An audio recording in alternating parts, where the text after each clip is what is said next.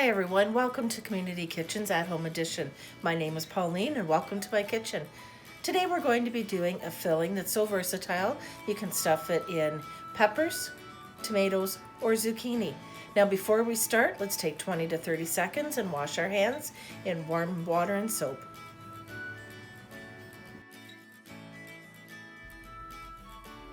For this recipe, you will need 8 large bell peppers, 1 pound of lean ground meat, beef, turkey, or chicken, 1/2 cup of chopped onion, 4 cups of cooked rice, 1 teaspoon of salt, 2 cloves of garlic finely chopped, 1 can of diced tomatoes drained, 2 cups of shredded low-fat mozzarella cheese or cheese of your choice, 1/4 cup of fresh parsley finely chopped, and 1/4 cup of fresh basil finely chopped. We're going to start by putting a damp cloth under our cutting board. That'll keep it from moving around while we work. Now this recipe we're making today tastes great in tomatoes, zucchini, and peppers, so I'm going to show you how to prepare all three. First, with your tomato, you're going to cut the top part off, and then I slowly cut around the core, and I'm digging it out with a spoon. Now you have to be very careful not to puncture the skin while you're digging out the core. You want to leave a little bit of the flesh, that way nothing leaks out onto your pan while you're cooking. For your pepper, any color will do. Take and slice the top off, loosen up the core and the seeds, and dump them out. And that's ready to go. For the zucchini, we're just going to take and cut a slice off of it, and then we're going to dig out the seeds.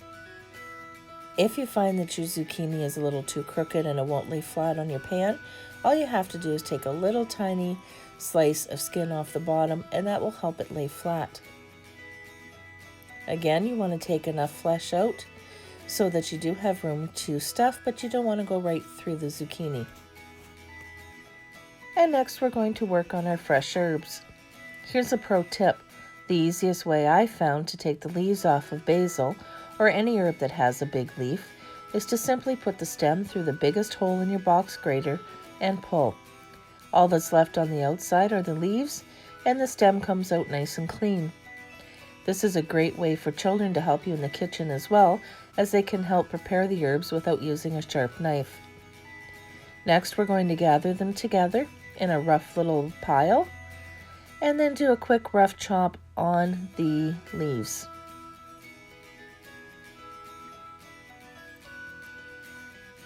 Once you have a nice rough chop done, put in a bowl so that we can use it later on in our recipe. Now on to our parsley. Take a sharp knife and shave off some of the leaves, making sure not to get any of the stems. They can be tough when cooked. We're going to gather together and do a rough chop just like we did with our basil. Now if you noticed, I had quite a bit of parsley left over, so here's a pro tip. To keep it fresher in the fridge, I'm going to wrap in a damp paper towel, put in a resealable bag, and seal. This will give me an extra 3 to 5 days of freshness. Now for our garlic. We're going to take and cut the ends off of each clove, peel off the papery skin, and then do a fine mince. Instead of mincing with your knife, you can also use a box grater and grate it, or you can use a garlic press. Any will work. We just want to make sure it's nice fine pieces so that it incorporates better into our filling. Place your pan on a burner over medium-high heat. Once it comes to temperature, add in your olive oil, your extra lean ground beef, ground turkey, ground chicken, whichever you prefer. Season with salt and pepper to taste, and give it a good stir. We want to make sure that we break up all the pieces of beef so we don't have any large pieces in our finished product. Now we're going to add in our diced onion.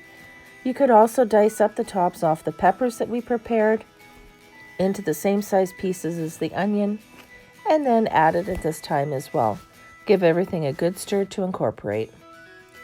Once our onions have started to become translucent, we're going to add in our garlic and give it a good stir. We're going to want to stir this mixture periodically until we notice that there is no longer any pink left in the meat. Now that the meat is no longer pink and is fully cooked, add in the can of tomatoes and give it a good stir.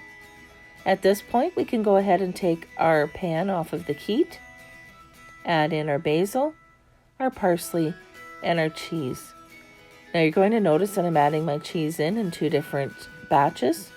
That just allows it to mix in a bit easier, but feel free to add yours all in at once.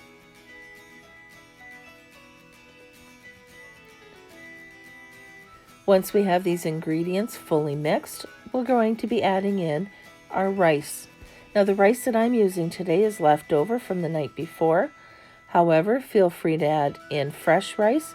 Just make sure to cook it according to the package directions. Once your rice is in the pan, give everything one last good stir, and then we're ready to stuff our vegetables.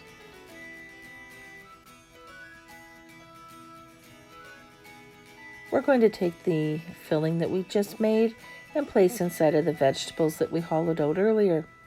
Make sure to pack down the filling a little bit as you go. Next, we're going to place into our oven that has been preheated to 350 degrees and cook until the vegetables are soft, approximately 30 minutes. Thank you for joining me on today's edition. Please make sure to head over to YouTube and check out the Algoma Family Services YouTube page. Like and subscribe, and you'll get to see a lot more cooking videos just like this one.